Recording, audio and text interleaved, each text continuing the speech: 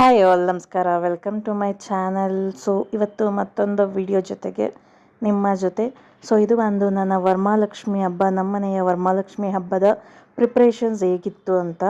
So before the day only ನಾವು ಎಲ್ಲ ಕೆಲಸ ಮುಗಿಸ್ಕೊಂಡ್ಬಿಟ್ಟಿರ್ತೀವಿ. ಬಟ್ ಏನಂದರೆ ಆ ದಿನ ನಮ್ಮ ಹಸ್ಬೆಂಡ್ ಹೂವು ಮತ್ತು ಬೇಕಾಗಿರೋ ಐಟಮ್ಗಳು ತರೋಕ್ಕೆ ಮಾರ್ಕೆಟ್ಗೆ ಹೋಗೋಕ್ಕೆ ಅಂದ್ಬಿಟ್ಟು ನಾವಿಬ್ಬರು ಫಸ್ಟೇ ಮಾತಾಡ್ಕೊತೀವಿ. ಅವರು ಮಾರ್ಕೆಟ್ಗೆ ಹೋಗಿ ಬರೋ ತನಕ ನಾನು ಮಲಗಿರ್ತೀನಿ. ಸೊ ಆಫ್ಟರ್ ಹೀ ಕಮ್ ಅವರು ರೆಸ್ಟ್ ಮಾಡ್ತಾರೆ ಅಂತ. ಸೊ ಅವರು ಹೊರಟಿದ್ದು ಲೈಕ್ 1:20 1:30 ಆ ಥರ ಆಗಿತ್ತು. ಆ್ಯಂಡ್ ವಾಪಸ್ ಬಂದಾಗ 3 ಆಗಿತ್ತು. ಸೊ ನಾನು 1 to 1:30 ತನಕ ಮಲ್ಕೊಂಡಿದ್ದೆ. ಆಮೇಲೆ ಅವ್ರು ಬಂದಿದ್ದ ತಕ್ಷಣ ಅವ್ರು ಮಲಗಿದ್ರು ಆ್ಯಂಡ್ ನಾನು ನನ್ನ ಕೆಲಸನ ಶುರು ಮಾಡಿದೆ. ಸೊ ಆಲ್ಮೋಸ್ಟ್ 3:30 ಕೆಲಸ ಶುರು ಮಾಡೋದಕ್ಕೆ ಬರೀ ದೇವ್ರ ಮನೆ ಕೆಲಸನೇ ಒಂದು 7:30 ಅಷ್ಟರಲ್ಲೆಲ್ಲ ಮುಗೀತು. ಆ್ಯಂಡ್ ನಾನು ಈ ಪೂಜೆನ ಶುರು ಮಾಡಿದಾಗ, ಅಂದರೆ ಸ್ಕೂಲಲ್ಲಿ ಇದ್ದಾಗ್ಲೂ ನಾನು ಮನೇಲಿ ಹೆಲ್ಪ್ ಮಾಡಿ ಕೂರ್ಸೋದೆಲ್ಲ ಮಾಡ್ತಿದ್ದೆ.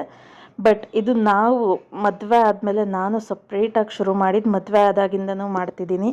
ಸೊ ಐ ಸ್ಟಿಲ್ ರಿಮೆಂಬರ್, ನಾವು ಬಂದಿರೋದು ಫ್ರಮ್ ಝೀರೋ. ನಾನು ನನ್ನ ಹಸ್ಬೆಂಡ್ ಆಗಿರ್ಬೋದು. ಸೊ ನಾವು ಫ್ಯಾಮಿಲಿ ಅಂತ ಶುರು ಮಾಡಿದಾಗ, ನಾವು ಮದುವೆ ಆದಾಗ we came from zero. So ನಾವು ಮದುವೆ ಆದಷ್ಟರಲ್ಲಿ ಐ ಸ್ಟಿಲ್ ರಿಮೆಂಬರ್, ನಾವು ಮೊದಲನೇ ಹಬ್ಬನ ಮಾಡಿದ್ದು ಜಸ್ಟ್ ಅರೌಂಡ್ ಒಂದು 3K ಅಷ್ಟೇ ಖರ್ಚು ಮಾಡಿದ್ವಿ.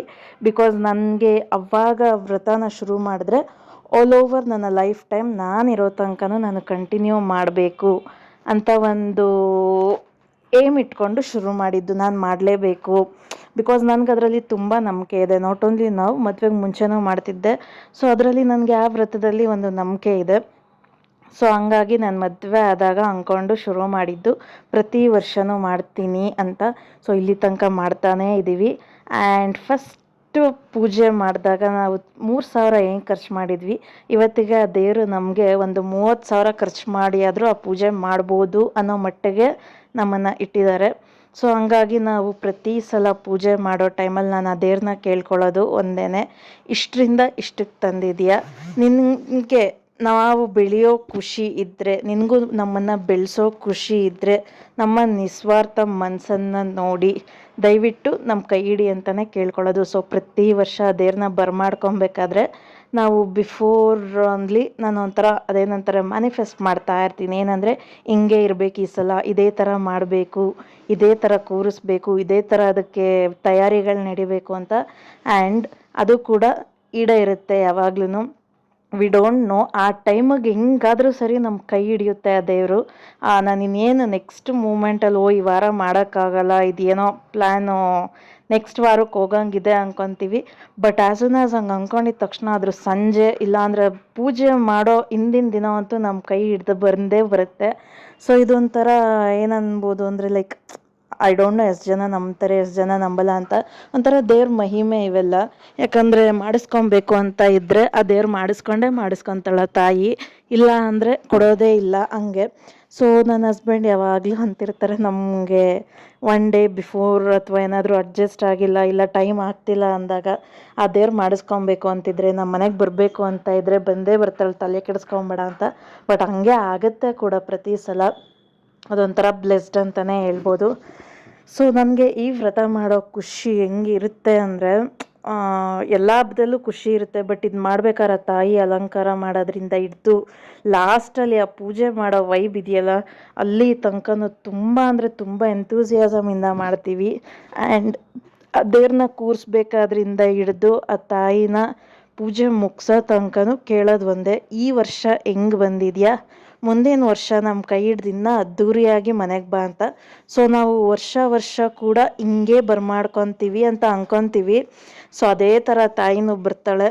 ಆ್ಯಂಡ್ ಇದಕ್ಕಿಂತ ಇನ್ನೇನು ಬೇಕು. ಪ್ರತಿ ವರ್ಷವೂ ಒಂದು ವರ್ಷಕ್ಕಿಂತ ಇನ್ನೊಂದು ವರ್ಷ ಅಂತ ಮೇಲೋಗಿ ಆ ತಾಯಿನ ಬರ್ಮಾಡ್ಕೊಳ್ಳೋ ಥರ ಆ ತಾಯಿ ಕೊಡ್ತಾಳೆ ನಮಗೆ. ಆ್ಯಂಡ್ ಈ ವ್ರತ ನಾನು ಮನಸ್ಫೂರ್ತಿಯಾಗಿ ಮಾಡ್ತೀನಿ. ಆ ದೇವ್ರ ಪೂಜೆ ಮಾಡೋ ತನಕನೂ ನಾನು ರಾತ್ರಿ ತನಕನೂ ಉಪವಾಸ ಇದ್ದು, ರಾತ್ರಿ ಆ ದೇವ್ರಿಗೆ ಆರತಿ ತೆಗಿಯೋ ತನಕನೂ ಉಪವಾಸ ಇದ್ದು, ಅದಾದಮೇಲೆ ನಾನು ಆ ತಾಯಿನ ಆರತಿ ತೆಗೆದು ಆ ಕಳಶ ಯಾವಾಗ ಅಲ್ಲಾಡಿಸ್ತೀವಲ್ಲ ಆವಾಗ ಊಟ ಮಾಡ್ತೀನಿ.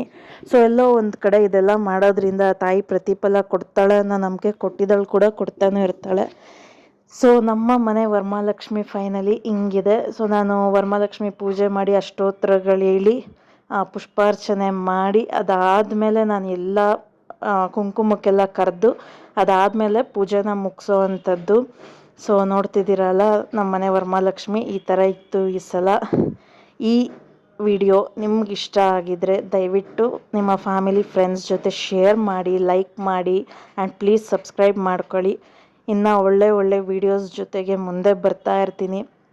ಆ್ಯಂಡ್ ರ್ಯಾಂಡಮಾಗಿ ಹಾಕೋಕ್ಕಾಗದೆ ಹೋದ್ರೂ ಇಫ್ ಎನಿಥಿಂಗ್ ಕಂಟೆಂಟ್ ಇರೋವಂಥ ವೀಡಿಯೋಗಳು ಬಂದರೆ ಖಂಡಿತ ಹಾಕ್ತೀನಿ ನಾನು. ಆ್ಯಂಡ್ ಇದು ಕೂಡ ಸ್ವಲ್ಪ ಲೇಟಾಗಿದೆ ಆಗ್ತಿರೋದು, ಬಿಕಾಸ್ ನನಗೆ ಒಂದಾದ್ಮೇಲೆ ಒಂದು ಪ್ರೋಗ್ರಾಮ್ ಇದ್ದಿದ್ದರಿಂದ ಹಬ್ಬ ಮತ್ತು ಅದು ಕ್ಲೀನಿಂಗಿಗೆ ಒಂದು 2 days ಹಿಡಿಯುತ್ತೆ. ಆ್ಯಂಡ್ ಆಫ್ಟರ್ ದಟ್ ಮತ್ತೆ ಹಬ್ಬದ ಪ್ರಿಪ್ರೇಷನ್ಸಲ್ಲಿ ಏನು ಬೇರೆ ಕೆಲಸಗಳ ಮಧ್ಯದಲ್ಲಿ ನಿಂತಿರ್ತಿತ್ತು ಅದನ್ನೆಲ್ಲ ಮುಗಿಸ್ಬೇಕಾಗಿತ್ತು, ಹಂಗಾಗಿ ಲೇಟಾಗಿದೆ. ಅದು ಬಿಟ್ಟರೆ ನಾನು ರ್ಯಾಂಡಮ್ಮಾಗಿ ಕಾನ್ಸ್ಟೆಂಟಾಗಿ ವೀಡಿಯೋಗಳನ್ನ ಹಾಕೋಕ್ಕೆ ಟ್ರೈ ಮಾಡ್ತೀನಿ. ಸೊ ಪ್ಲೀಸ್ ಸಪೋರ್ಟ್ ಮಾಡಿ. ಆ್ಯಂಡ್ ಇಷ್ಟ ಆಗಿದರೆ ದಯವಿಟ್ಟು ಲೈಕ್ ಮಾಡೋದನ್ನ ಮರಿಬೇಡಿ. Thank you so much for watching the video. ಮತ್ತೆ ಇನ್ನೊಂದು ವಿಡಿಯೋ ಜೊತೆಗೆ ಸಿಗೋಣ. ಅಲ್ಲಿ ತನಕ ಬಾಯ್, ಟೇಕ್ ಕೇರ್. ಐಗಿರಿ ನಂದಿನಿ ನಂದಿತ ಮೇದಿನಿ ವಿಶ್ವವಿನೋದಿನಿ ನಂದನುತೆ ಗಿರಿವರ ವಿಂಧ್ಯ ಶಿರೋಧಿನಿ ವಾಸಿನಿ ವಿಷ್ಣು ವಿಲಾಸಿನಿ ಜಿಷ್ಣುನುತೆ ಭಗವತಿಗೆ ಶ್ರುತಿ ಕಂಠ ಕುಟುಂಬಿನಿ ಭೂರಿ ಕುಟುಂಬಿನಿ ಭೂರಿ ಕೃತೆ ಜಯ ಜಯ ಹೇ ಮಹಿಷಾಸುರ ಮರ್ದಿನಿ ರಮ್ಯ ಕಮರ್ದಿನಿ ಶೈಲ